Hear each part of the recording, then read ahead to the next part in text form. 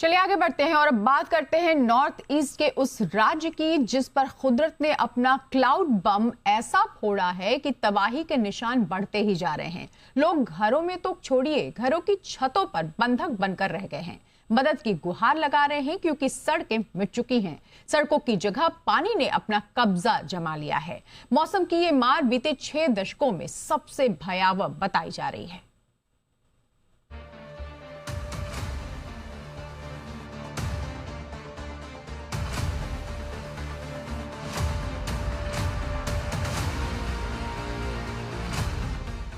ये सैलाब किसी नदी में नहीं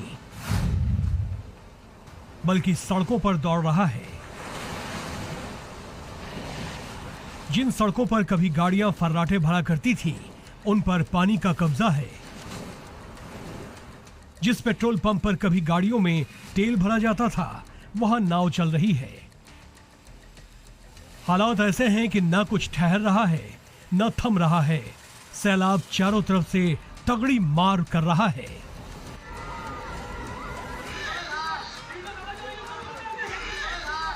न दिन का पता है न रात का ठिकाना। लोग जान बचाने की जद्दोजहद में जुटे हैं। घरों की छतों पर बच्चों के साथ, बुजुर्गों के साथ कोशिश यही है कि किसी तरह जान बच जाए। डूबते को तिनके का सहारा होता है। असम में आई बाढ़ के बाद इन लोगों की हालत कुछ ऐसी ही है। कुदरत की मार ऐसी है कि अच्छे अच्छे कई मंजिला मकान भी खिलौने की तरह सैलाब में समा रहे हैं। गाड़ियां, सामान तो दूर की बात, इंसान हो या जानवर सैलाब में डूबकर जान गंवा रहे हैं। इन हालातों में सेना के जवान ग्राउंड पर उतर आए हैं। देखिए कैसे ये जाबाज जवान इन मुश्किल परिस्थितियों में भी अपनी जान पर खेलकर सैलाब में बह रही इन जिंदगियों को बचाने में जुटे हैं। चलो चलो आराम से आ जाओ।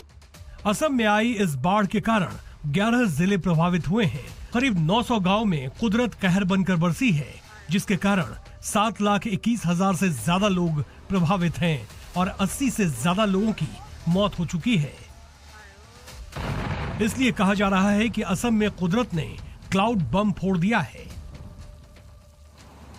असम में इस बार बीते 6 दशकों में सबसे भयावह बाढ़ आई है। सैटेलाइट से ली गई ब्रह्मपुत्र नदी की तस्वीरें भी इसकी गवाही दे रही है।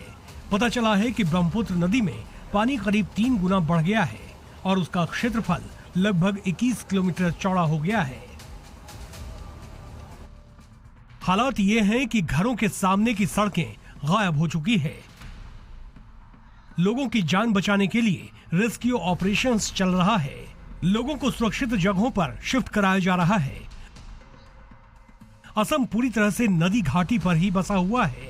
यही कारण है कि राज्य का करीब 40% हिस्सा बाढ़ प्रभावित है। अनुमान के मुताबिक इससे हर साल राज्य को करीब 200 करोड़ रुपए का नुकसान होता है। राज्य में इतनी मूलभूत सुविधाएं खड़ी करने में 10 साल लगते हैं, जबकि हर साल औसतन इतना नुकसान हो जाता है। यानी असम हर साल विकास की राह पर 19 साल पिछड़ जाता है। और इस बार की तबाही तो न जाने कितना नुकसान लेकर आई है। हालात दिन ब दिन बद से बदतर होते जा रहे हैं। असम के इन 11 जिलों में लोग जिंदगी और मौत की कश्ती पर सवार हैं, जिन्हें ये नहीं पता अगले पल मौत लिखी है या सांसें अभी बाकी है। बाढ़ इतनी भयावह है कि पीड़ित हर पल डर के साये में जीने को मजबूर हैं। ब्यूरो रिपोर्ट, जी मीडिया।